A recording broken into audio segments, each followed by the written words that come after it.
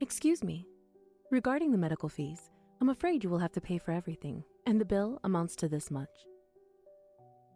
My husband was taken to the hospital after being involved in a car accident and had to undergo surgery, and my parents-in-law were surprised when they saw the bill of all the medical expenses combined.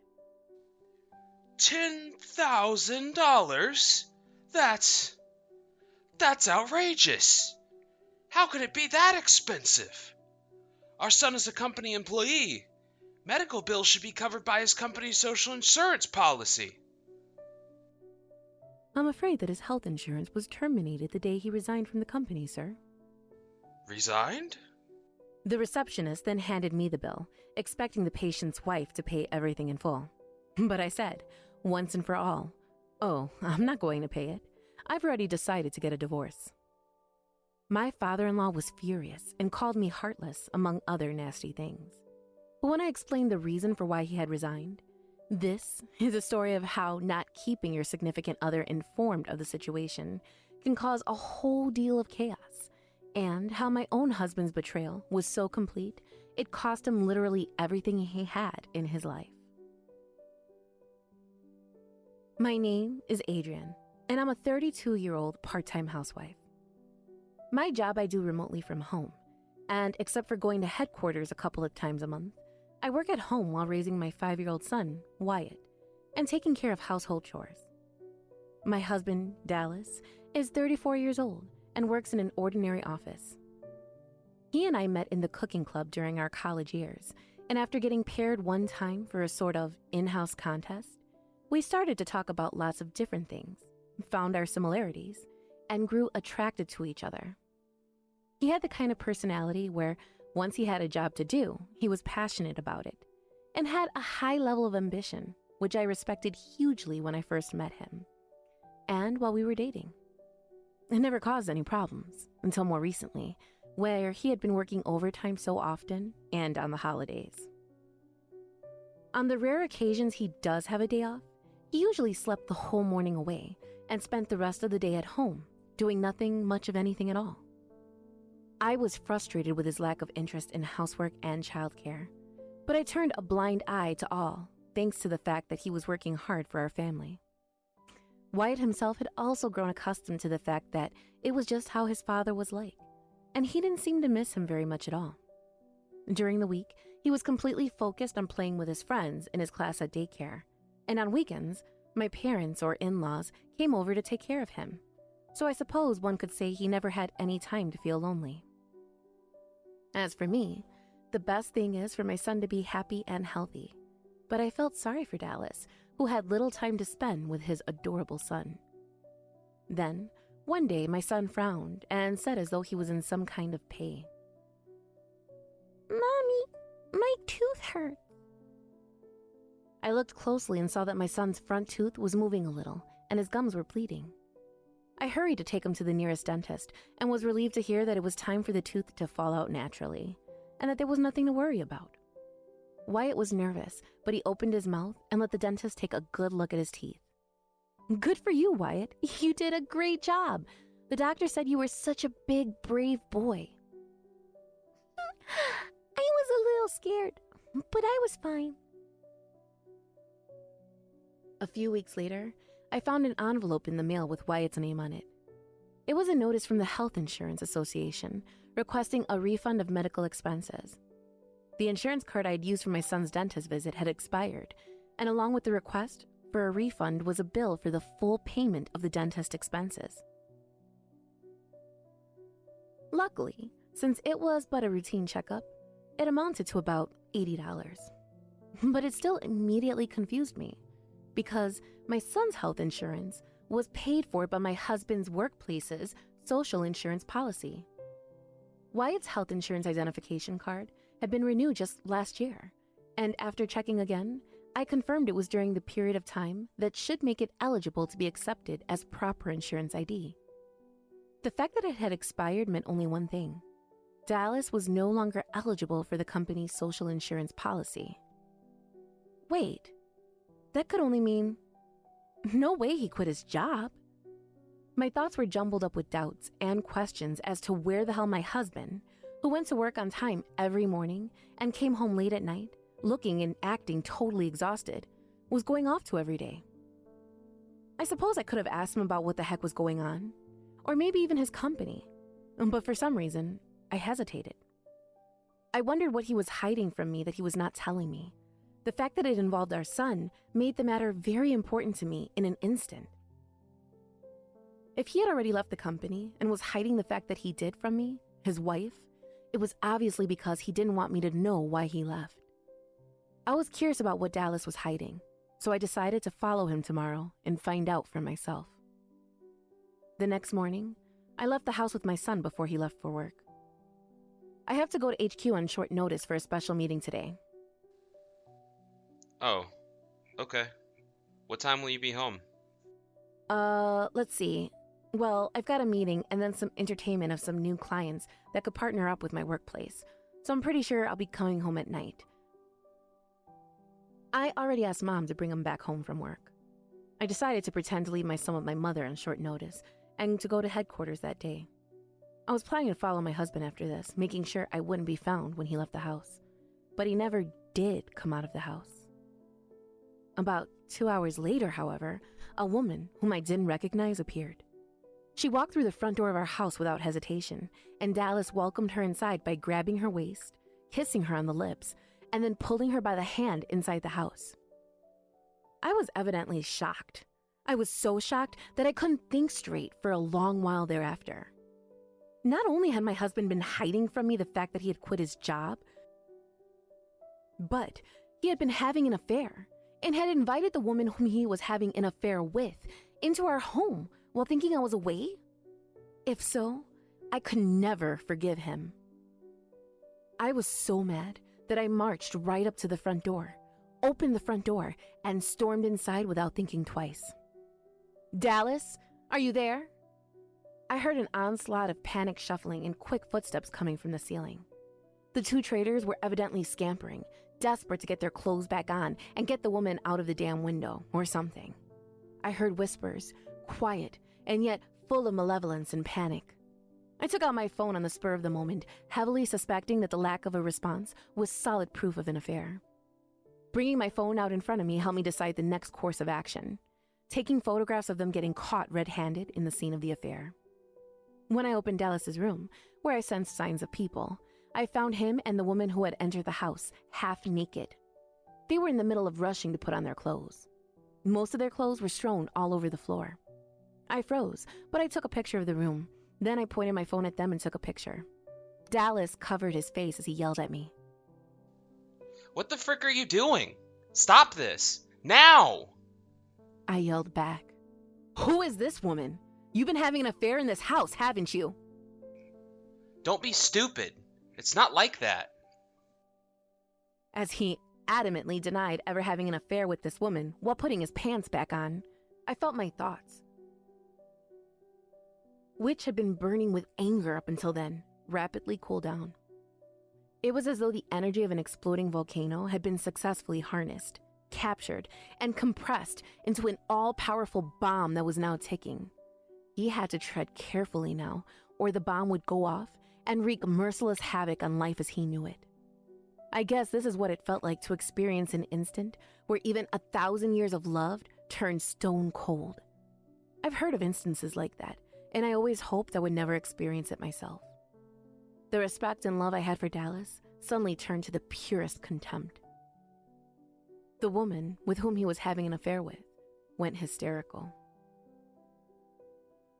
Hey, why is your freaking wife here? I thought you said she wasn't gonna be home until late at night. You shut the frick up, Susanna. Adrienne, listen to me. This isn't what you think. I haven't done anything wrong. I swear on my love for you and on my life. It's just a misunderstanding. He looked like a complete fool for even implying such a thing under the circumstances. He was still struggling to unzip his pants as he'd put them on backwards a couple of moments earlier. Not to mention, the woman known as Susanna was just putting on her translucent purple blouse, still in her underwear. What kind of a person would claim that he was not doing anything wrong to his wife, who was looking at such a scene as I was at that moment? Susanna, who had finished changing her clothes, exclaimed angrily, I'm freaking done. I'm leaving. Get the hell out of my way. She left the room in a huff. I waited in silence until I heard her scream in frustration downstairs. Pound so hard, the entire house shuddered and slammed the front door shut behind her. I continued to question Dallas. What the hell was going on here just now? Explain it all to me now. And everything has to be the truth, or I swear I'll make you regret you ever got on my dark side. It's a misunderstanding. She's in love with me, but I'm not in love with her. I told a few colleagues of mine, my boss included, that I was feeling sick today. Susanna found out and texted me. She asked me a few questions, and I answered them. Then she had the audacity to come over to our place unannounced. No sooner had she come inside of my room than she started taking off her clothes. Thank God you came in the nick of time, Adrienne. Who is Susanna? Oh, she's just an acquaintance from work. If she just took off her clothes on her own, you should be dressed. Give me a break. I'd been sleeping in my underwear from the get-go. Then she just freaking barged in. Then there should be a layer of women's clothing on top of your own clothes. But she took off her clothes after you, right? But look. I held the screen of my phone, which showed the shot of the whole room I'd taken mere moments ago, right up to Dallas's face, and said, "Your clothes are thrown on top of hers. The state of your clothes on the floor is proof that you took them off after she did, the complete opposite of what you claim, and thus proves you were just about to do the unthinkable. You are guilty of committing adultery, Dallas Rowans." Perhaps he understood he was completely defeated here, because he gave a groan and shut the hell up. I didn't believe a word of his excuses from the beginning, and I was sick and tired of this whole exchange. The more I talked to him, the more disappointed, the more ashamed, the more contemptuous I became. I said to him, "I had no idea you were a man capable of such genuine betrayal. We can't go on together as a married couple anymore." So it's my fault. And my fault only, is it? You sound exactly like Barrowman, my boss. I sound like your boss? Oh yeah, that's right. I've been meaning to ask you this. What the hell happened to you and your job? We didn't have any health insurance when I took Wyatt to the dentist the other day, and his medical bills had to be paid out of my own pocket in full. Oh, I quit the company a long time ago. I'm gonna start my own business. What? You're gonna... What? My girlfriend from earlier is supporting my independence, Adrienne. She says she wants to be with me even if it means she has to divorce Barrowman, her husband.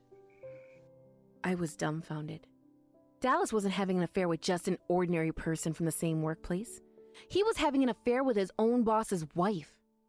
I decided that I had to get a divorce as soon as possible and get away from this man with my son. I contacted my mother at home, explained the situation, packed my bags, and decided to move in with my parents for the time being. My parents now knew Dallas's dark side as much as I did by then, and agreed to the divorce, but they were worried sick about Wyatt. Wyatt himself didn't know that my parents and I were so angry with his father, and he was just his usual happy self, overjoyed to stay over at Grandma and Grandpa's house. I called Dallas's old workplace and asked the receptionist to patch me through to Mr. Barrowman, Dallas's boss and husband to Susanna, Dallas's lover. According to Mr. Barrowman, my husband's reputation had fallen dramatically because he was having an affair with his wife, and Dallas, who was an innately very proud man, had resigned voluntarily because he felt it was difficult to stay at work. He was so confident in his own abilities that he was talking about starting his own business, but up until that point, he was still only attending expensive corporate seminars. He made me think he was going to work every day, but in reality, he was either attending semi-pointless seminars or meeting up with his lover. With the reason for quitting his job like that, it was only natural that he would try to hide the truth from his wife, and it made sense to me. However, that night, I received the most unexpected call from Mrs. Rowans, my mother-in-law. She sounded like she was having a panic attack. "Dallas was in an accident, Adrian. He got into an accident in a car driven by a woman he apparently knew, and he's in surgery for injuries to his face and legs. I really didn't want to go to the hospital, but my parents-in-law, who didn't know the truth about their son, must have thought it suspicious that his wife didn't come running. So despite my gut's objections, I went to the hospital anyway.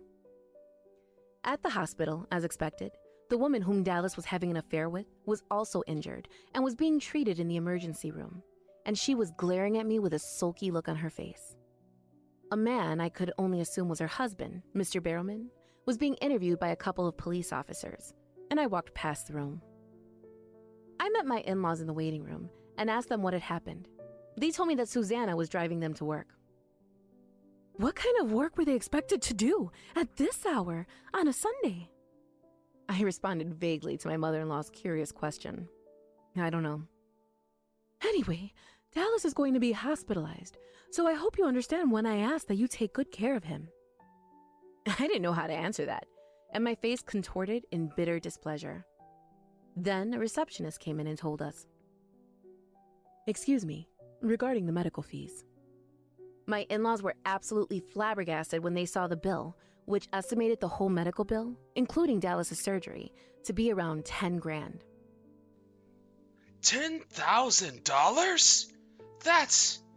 That's outrageous. How could it be that expensive? No. This has to be a mistake. If we applied for something, we could reduce the cost, right? The receptionist replied, "That is only if you have health insurance, sir. If you do not have health insurance, you will have to pay the full amount out of pocket." Mr. Rowans gave the receptionist a dubious look when he understood that my husband didn't seem to have health insurance. But our son is a company employee. Medical bills should be covered by his company's social insurance policy. I'm afraid that his health insurance was terminated the day he resigned from the company, sir. Resigned? The receptionist then handed me the bill, expecting the patient's wife to pay everything in full, as though she thought my stunned in-laws wouldn't be able to handle it. In response to that, however, I said, empathetically, "Oh, I'm not going to pay it. I've already decided to get a divorce." Mr. Rowans, who was rather a strict sort of man, turned red as he became very angry. My son is suffering, and you're willing to abandon him in an hour he needs you most? I thought you were so much better than that, Adrienne. You heartless, soulless harpy. What a disgrace! Mrs. Rowans rushed to intervene in an attempt to calm him down. "Adrian, dear, what's the matter? Why are you suddenly deciding to divorce him?"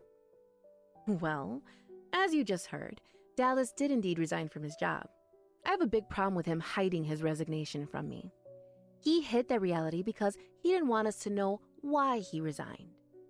I proceeded to tell my in-laws that the driver who caused the accident was Susanna, my husband's lover, and that she was actually the wife of Mr. Barrowman, his boss's wife.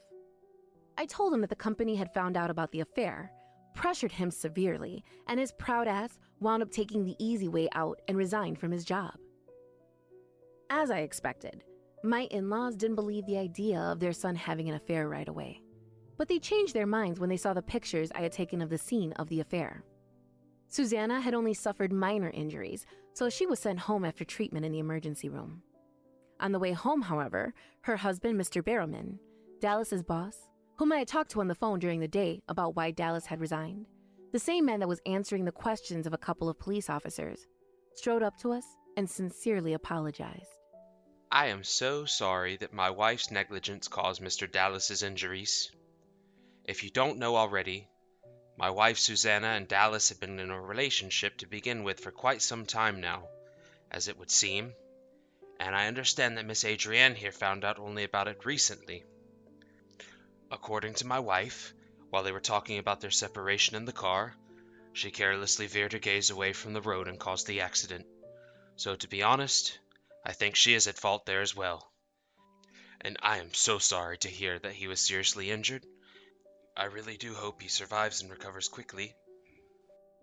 The in-laws showed multiple colors in their expressions: red with anger, blue with shame, green with disgust, white with shock. Unable to say anything, But after Mr. Barrowman and his wife left, the anger towards their son seemed to prevail over all else. What a gosh damn mess this turned to be. How could he frickin' do such a ridiculous thing? With a wife and son, no less. This must be heaven's punishment. Adrienne, my dear, how could we ever apologize to you for our foolish son's inexcusable behavior? My in-laws were furious at my husband's infidelity and literally got on their knees to apologize to me. So I deemed them good people and didn't blame them for anything. I got angry with Dallas again for making them so sorry and ashamed about his actions. Eventually, he had no other choice but to pay for his own treatment with all of his savings, and it still wasn't enough, so he had to go into debt. He then applied for national health insurance with the help of a hospital caseworker. He had already been retired for several weeks, but he had not renewed his health insurance, so he and his son were uninsured. However, it's common knowledge that it's literally impossible to be uninsured in this country, which is based on universal health insurance. It was extremely irresponsible of him to leave not only himself, but also his own child in such a state. Children were far more susceptible to the vicissitudes of the world, and an uninsured child would inevitably spell doom for its parents. I completed the procedures to have my son covered through my company's social insurance policy and paid the full amount at my own expense of his dentist bill. I took care of the process for the reimbursement of the medical expenses as well, so in the end, I was able to pay the normal amount under the pretext that Wyatt was insured. After that, when Dallas had recovered from his injuries, I confronted him with a divorce and demanded him and Susanna alimony on the grounds of adultery. Dallas asked for a reduction in alimony because that he was in a hopeless financial situation. My ex-husband had planned on starting his own business, but because he was so proud of his ambition, he only made ridiculous promises to his clients and thus made it impossible for them to build a relationship of trust with him. He couldn't get anyone willing to invest in his business, and it was a huge fiasco.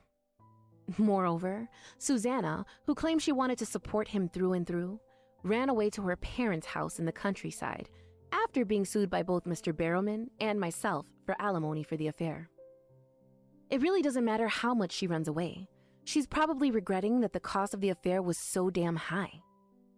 I heard that my Dallas had not received any compensation for the car accident because she ran away, and he had no other choice but to reluctantly accept the offer Mr. Barrowman negotiated. Mr. Barrowman wanted nothing to do with him any longer, so he made the offer of withdrawing his demands for alimony under the condition Dallas withdrew his demands for compensation caused by the accident. I agreed to a low alimony payment of $10,000 from my ex-husband, who was deemed financially incapable of paying the standards. Only the child support was ordered to be paid in a lump sum.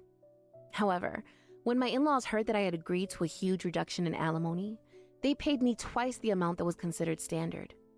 They seemed to have decided to cut ties from their son, and when I asked them to cheer up Wyatt, who was bewildered by the sudden loss of his father, they cried tears of joy. I still considered them to be valuable parts of Wyatt's life, and I still wanted them to be around for their grandson.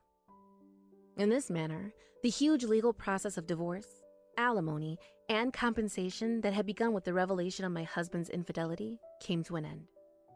It was a shock that everything I thought we had cultivated as a couple had collapsed in an instant. But I shuddered to think what would have happened if I had failed to see the true nature of my ex-husband's affair. Now, I have another goal set for myself: to become a strong mother whom my son can rely on so that he will not feel lonely. I'm really excited to see him grow into the young man I hope he'll become.